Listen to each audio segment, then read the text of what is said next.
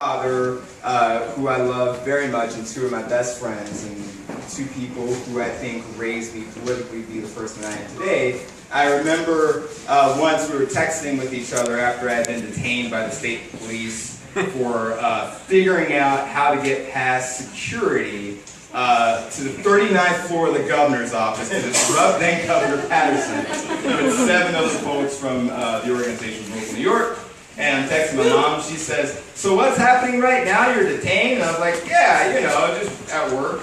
And she says, "You're living the life that I wish that your father and I could live." That says a lot about my parents, as well as the 2 brothers that I have. And I just want to say that, boy, this election has really been hard to get through. And I know that some people felt one way about the candidate that the Democrats put forward, and some people felt another way. But this is pretty much indisputable. You know, this country somehow elected, instead of a very qualified woman to lead the country, we somehow elected a sexual predator. That's not a joke. That was not meant to be a joke. That's a very sad thing. That's right. And also something that we should really think about.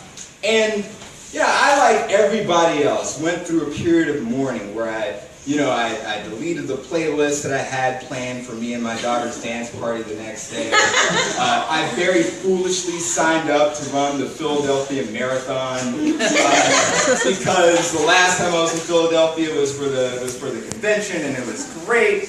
And I tell you, that was the saddest 3 hours of my life, just running and crying.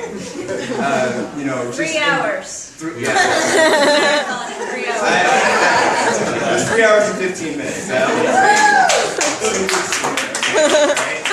But the most important thing is that very recently, through talking through with my mother, my partner, and so many other people in the movement, is that I've begun to get angry.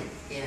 And I hope all of you have too. That's right. Because you should be angry. That's right. You should be very angry that our federal government looks the way that it is. I know that I am personally very angry because both Senator Sanders and Secretary Clinton had committed to a major platform of what has now become my life's work, committing to ending AIDS as an epidemic in the United States by the year 2025. Both of them did that. We asked Donald Trump about it. We got a letter back that said, "Thanks for the interest in the campaign. Here's where you should send money, and here's your bumper sticker." The bumper sticker is somehow still in my office. I'm not sure why.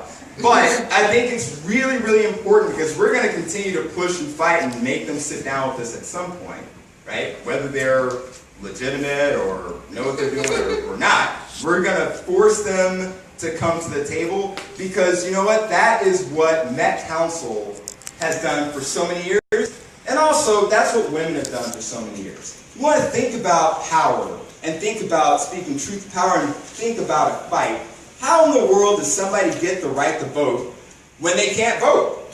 That is amazing and mind-blowing, and everybody should remember how that happened. And remember that some really amazing things can happen as long as women are allowed to take their rightful place in movement sometimes, which is at the front, right?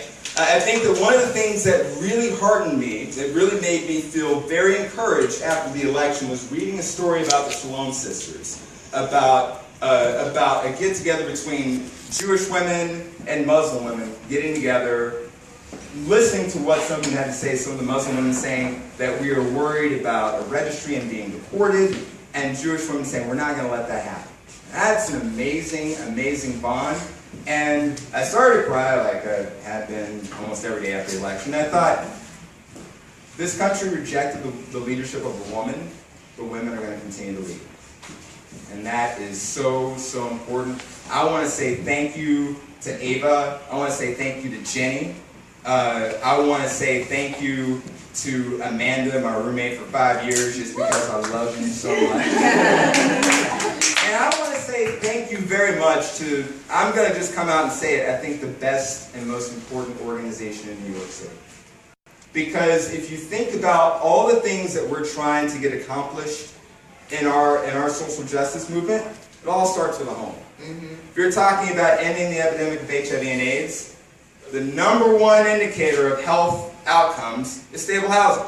If you want to talk about any other issue that you care about, it all starts with a safe, stable, affordable place to live. And we cannot fight hard enough for that. So thank you very, very much. I am so happy to, as I like to tell my daughter, that somebody recognized that I fight like a girl. Thank you very much. And give us the best organization in New York City.